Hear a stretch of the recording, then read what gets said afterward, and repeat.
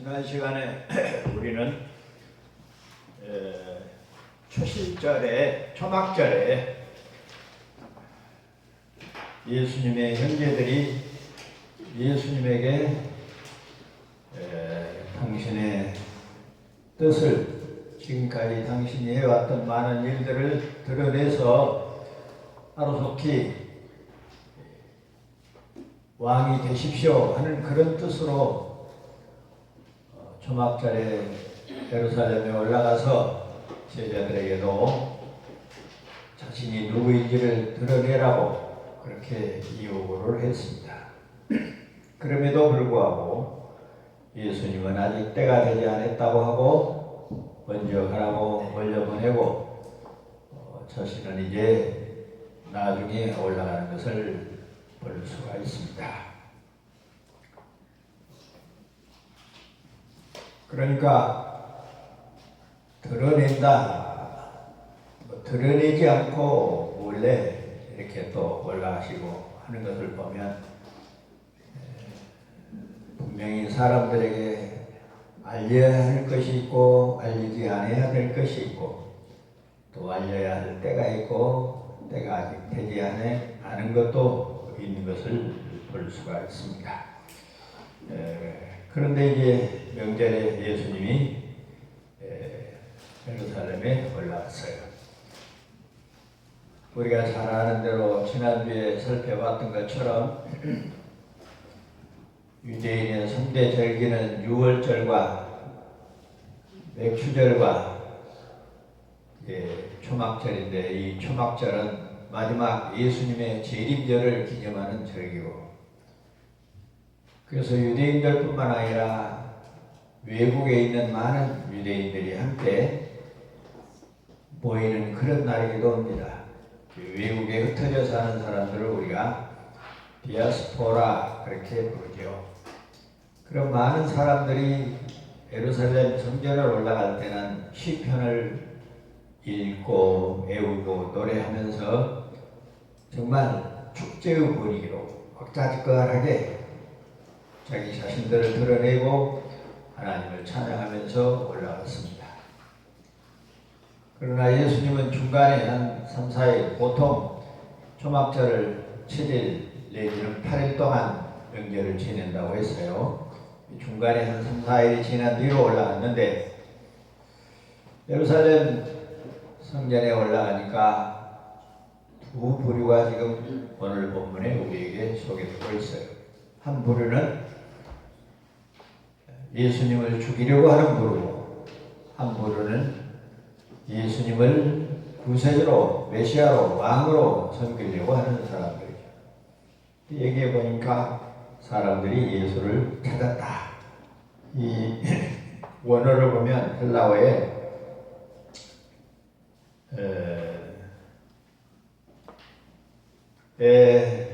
제투운이라 제투운 우리가 그전에 마태복음의 7장에서 아이테이테, 제테이테 하는 말을 들어서 찾으라 할 때 제테이테라는 말을 너희가 찾으라 하고 명령을 할 때는 제테이테 그랬는데 여기에 제투운이라고 하는 것을 보면 미완료 능동태로 계속해서 지금 찾고 다닌다는 그런 의미로 이야기하고 있습니다. 사람들이 예수님을 찾아다녀요. 그만큼 그 당시에 예수님이 유대 땅에서 이슈가 된 인물이었던 것은 분명합니다. 그리고 여기에 유대인들이 나오는데 유대인들은 갈릴리 사람이나 유다 사람들을 전부 이야기하는 것이 아니고 여기서 유대인들은 특별히 바리새파 대표자들 왜 그 당시에 종교 지도자들로서 주도권을 가지고 있었던 사람들이 바리새파였기 때문에 그리고 그들과 함께했던 대제사장급들이 아마 여기서는 유대인으로 그렇게 소개되고 있습니다. 유대인들은 두 패로 나눠져서 한 패는 선한 사람이다. 또 다른 사람은 아니다. 사람을 유혹하는 사람들이다. 유혹하는 사람이다. 이런 사람들은 나중에 예수님을 미쳤다고 말을까지 하죠. 그러죠? 오늘 본문에 그렇게 소개되고 있어요.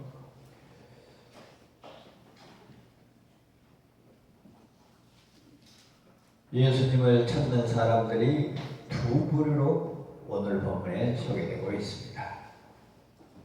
오늘은 이 두 부류가 어떤 부류인가를 간단하게 요약을 하고 그리고 뒷부분에 나와 있는 오늘은 봐서 19절까지나 18절까지 하려고 하는데 할례라는 말이 나오고 안식일이라는 말이 나와요. 그래서 할례라는 말과 안식이라는 말과 예수님이 자신을 드러내고자 하는 그런 의미를 살피면서 본문을 살펴보도록 하겠습니다. 자, 어떻든 예수님을 찾는 이 두 부류들, 그들은 완전히 정반대의 입장에 서서 예수님을 죽이려고 하는 자들과 예수님을 메시아로 모시려고 하는 두 부류, 참 생명이요 참 안식이요 참 구원자이신 예수님을 자기들의 왕으로 모시려고 하는 부류들이었습니다. 이런 점은 오늘날도 마찬가지죠. 교회를 다니고 예수를 찾고 예수를 믿고 하는 그런 부류들이 두 부류예요. 진정코 자기 자신이 예수를 그리스도로 섬기는 그런 참 신자의 모습이 있는가 하면 또 다른 모습은 자기의 신상에 하나님을 이용하고 교회를 이용하고 하나님의 나라를 이용하기 위해서 예배당을 출입하는 사람들이 많습니다. 제가 볼 때는 그런 부류들이 더 많은 것 같아요. 왜냐하면 예수를 믿는다는 것은 사실상 이 세상의 삶을 이 세상 사람들과 같은 그런 삶을 포기하는 일이거든요. 그런데 많은 사람들이 하나님을 부르고 예수를 믿으면서도 예수님의 이름을 부르면서 자기의 부귀영화를 목표로 삼고 있고 그들의 기도의 제목과 그들의 모든 삶의 목표가 하나님을 이용하고 예수님을 등에 업고 무엇인가 이루려는 성공하려는 그런 부류들이 있다는 이야기입니다. 그래서 과연 이 시간에 나와 여러분은 어느 부류에 속하는가? 정말로 예수를 그리스도로 믿고 예수 그리스도만이 나의 참 진리요 구원이요 하나님이요 왕이요. 이 세상의 삶이라고 하는 것은 잠시 왔다 가는 것인데 영원한 하나님의 나라의 왕으로 나의 구주로 그렇게 섬기기를 원하며 그렇게 섬기고 있는가 하는 부분을 잘 성찰할 수 있는 그런 시간이 되시기를 주님의 이름으로 축원합니다. 14절 이하에 보면 예수님께서 예루살렘 성전에 올라갔습니다. 그리고 가르치기 시작합니다. 그럴 때 많은 사람들이 놀랍니다. 그리고 이상하게 생각을 해요. 왜냐하면 유대인들이 알기로는 예수님은 지금까지 학교에 다닌 적도 없고 우리식으로 서당에 다닌 적도 없고 특별히 선지자들에게 개인 지도를 받은 적이 없고 오직 그는 할 수 있었던 것은 자기 아버지 요셉을 따라다니면서 자기 아버지가 목수였잖아요. 그러죠? 육신의 아버지가 목수였어요. 요셉을 따라다니면서 톱질을 하고 못을 박고 나무의 길이를 재고 그런 일밖에는 한 일이 없었어요. 한마디로 공부한 적이 없었다고 말이에요. 학원에 다닌 적이 없었다고 말이에요. 그래서 사람들은 어떻게 그가 글을 알 수 있는가? 어떻게 그가 글자를 알 수 있는가? 이것부터 의문을 삼았습니다. 우리가 잘 알고 있는 것처럼 이 15절에 글을 알고 있는가, 글자를 알고 있는가 하는 말은 이 헬라어 원문에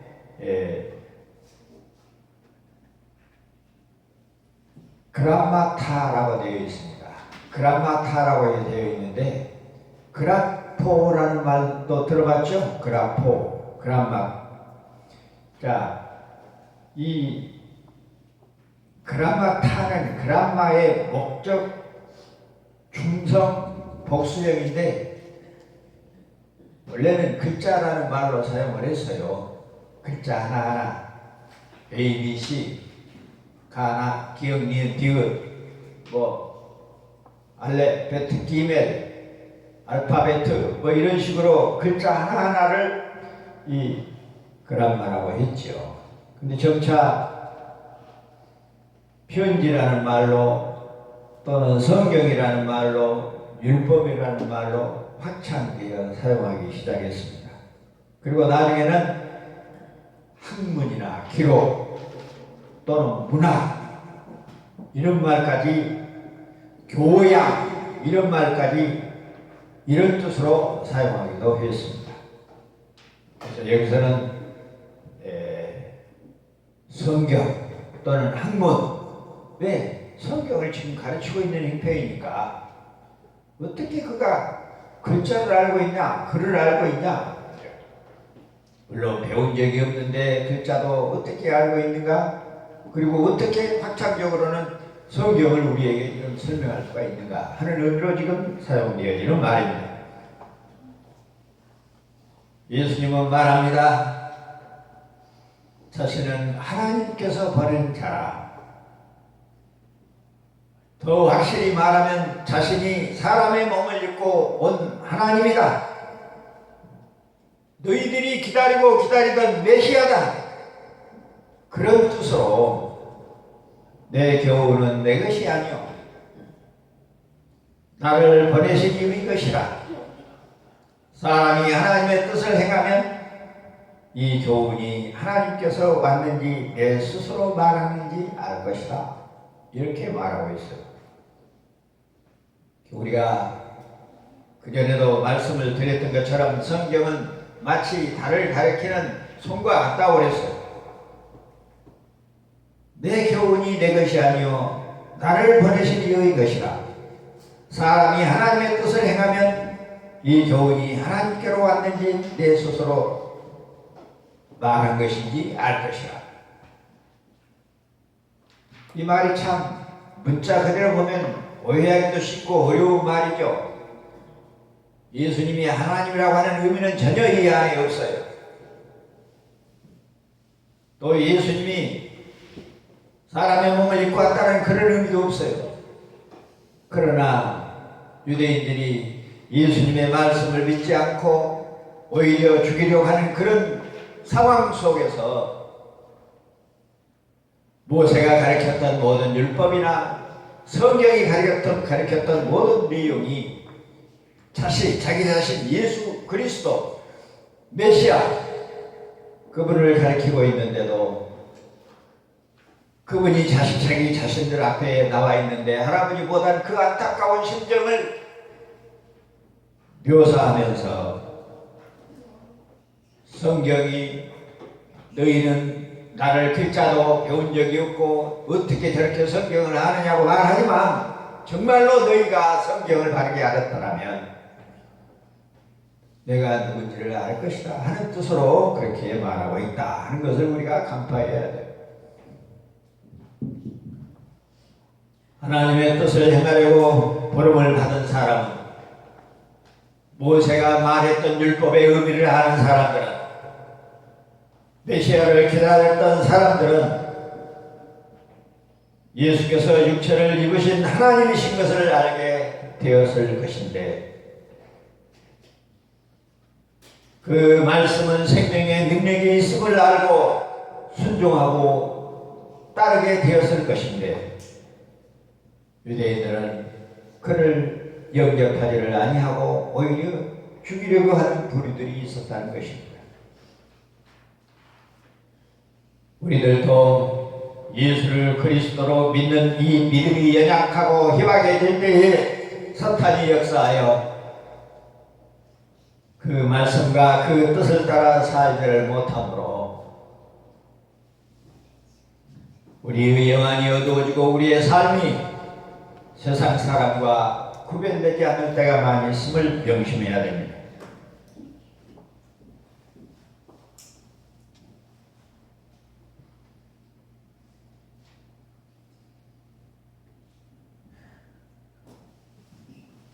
자, 좀 더 하죠. 지금까지 사실상 예수님은 자기 자신에 대한 변호를 했습니다. 자기가 누군가? 그런데 이제 태도를 바꿔서 19절로 24절에 보면 완전히 자신의 말을 듣지 않는 자들을 향하여 공격적으로 책망을 하고 있는 내용을 우리가 볼 수 있습니다. 모세가 너희에게 율법을 주지 아니하였느냐? 너희 중에 율법을 지키는 자가 없다. 세상에 지금까지 얼마나 제사장이나 선지자나 유대인들이 율법을 지켜야 구원을 받는 것으로 철저하게 율법을 지켜왔는데, 예수님이 뭐라고 말해요? 너희 중에 율법을 지키는 자가 없도다. 천천병력 같은 소리죠. 이건 선전포고에 와요. 너희들이 나를 죽이려고 하는데 과연 너희들이 나를 죽일 자격이라도 있느냐? 모세가 실은 살인하지 말라고 그랬잖아요. 그러죠? 정말로 율법을 잘 지키는 사람들이었으면 왜 예수님을 죽이려고 해요? 자가당착에 빠진 사람들이잖아요. 자기들 스스로가 율법을 지키지 못하고 있다는 것을 증거하고 있거든요.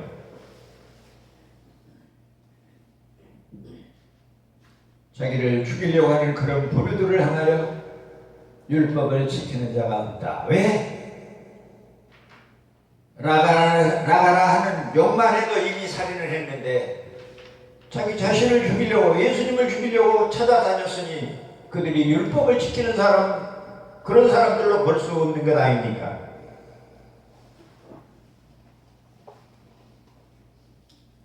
좀 더 구체적으로 설명을 하면, 하나님께서는 율법을 이스라엘 백성에게 주셨습니다. 왜 율법을 주셨습니까? 오호라, 내 주의 법을 내가 잘 지킬 수 없는 죄인이구나.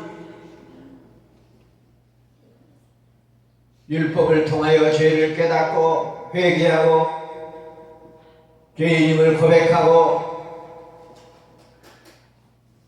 율법을 잘 지킬 수 있는 메시아 구세주를 기다리고 소망하고 영접하는 그런 의미로 율법을 주셨는데,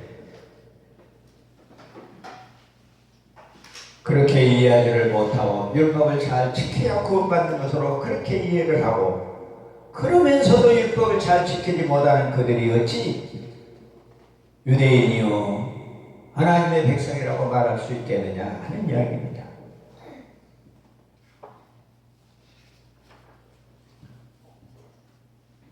요한복음 5장 18절에서 안식일에 베데스다 연못에서 병을 고치는 일이 있었어요. 그 이후로 예수님을 죽이려 했고, 그때부터 실질적으로 유대인들은 예수님을 죽이기 위해 많은 사람들을 파송해서 찾아다니게 했던 것이 분명합니다. 율법이 예수를 가리키는 몽학선생이라고 하는 그런 사실을 그들이 이해하지 못했다면, 이해하였다면 예수를 메시아로 영접했을 것입니다. 진정코 그들이 참 안식이 예수 그리스도 안에 있는 것을 알았더라면, 그리고 안식의 법이 진정코 무엇을 이야기하고 안식일의 주인이 예수 그리스도인 줄을 알았더라면, 안식일에 병 고치는 것을 율법을 어겨서 안식일을 범한 그런 죄인들로 몰아세우지는 않았을 것입니다. 그러나 무리들은 그 전에 유대의 교권주의자들이 예수를 죽이려 했던 사실을 알고 있는지 알고 있지를 못하였기 때문에 지금 아무도 당신에게 손도 대지 않았는데 누가 당신을 죽인다고 말하냐? 당신이 귀신이 들렸구나.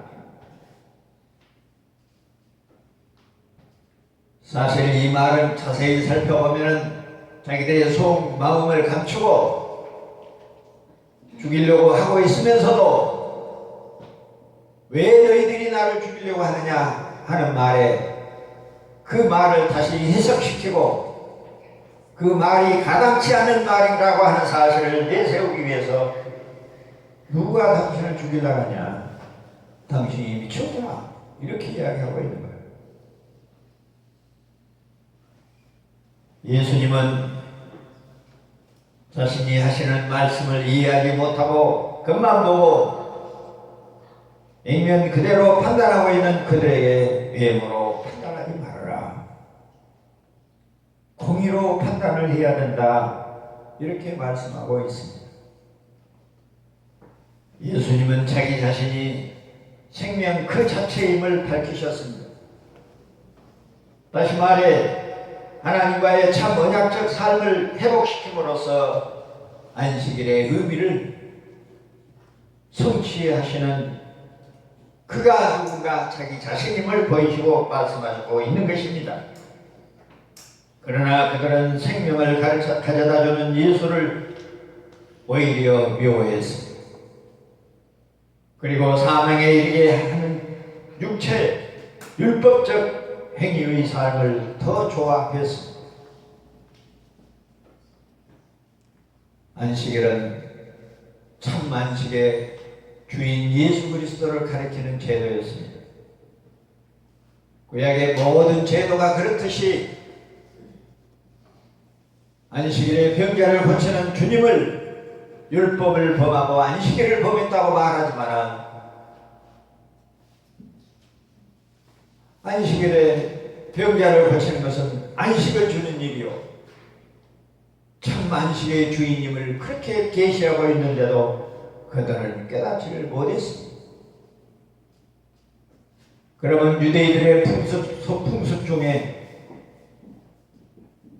할례라고 하는 행사가 있는데 그 할례는 안식일에도 행해졌습니다. 너희들이 안식일에 할례를 행한 이유가 뭐냐? 할례는 곧 하나님의 백성인 표시요 참 안식의 소유자라는 증거를 만드는 것 아니냐? 그래서 너희들이 안식일에도 할례를 행하고 있는 거 아니냐? 할례는 사내 아이가 태어나면 8일 만에 생명을 출산하는 기관에 표시를 하는 것이죠. 요즘 말로 하면 포경수술이죠. 그래서 히틀러가 유대인을 죽일 때에 유대인인지 아닌지 구분하는 방법을 할례를 했는지 안 했는지를 찾아내서 학살을 했다고 전하고 있습니다. 그러니까 안식일이 무엇인가? 안식이란 참 쉼이다. 쉼 속에는 평안이 있습니다. 평안은 질서가 있고 생명이 있고 자유가 있습니다. 그러나 쉼이 없는 곳에는 불안과 무질서와 부자유와 사망이 있을 뿐입니다. 그리고 전쟁과 싸움이 있을 뿐입니다. 전쟁과 싸움이 있는 곳에는 안식이 없고 그곳에는 예수 그리스도도 없는 것입니다.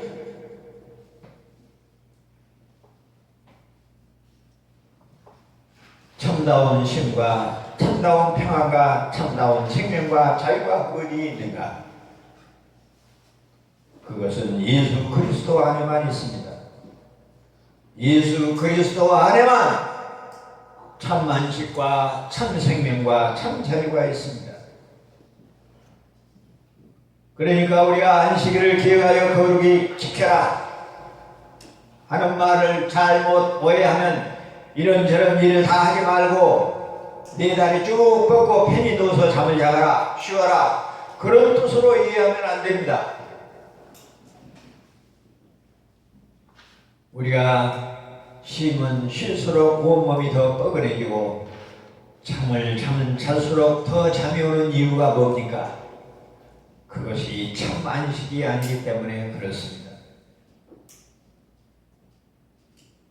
참 안식, 영원한 생명은 예수 그리스도 안에 있으면 우리가 먹을 것이 없고 세상의 모든 걱정, 근심을 다 가지고 있다 할지라도 그리스도 안에 있는 참 안식으로 다 극복할 수가 있고 이겨낼 수가 있는 겁니다. 우리가 세상이 주는 이런저런 고통과 어려움을 극복하고 견뎌내지 못하는 이유는 우리가 예수 그리스도 안에 있지를 못하기 때문에 그렇습니다.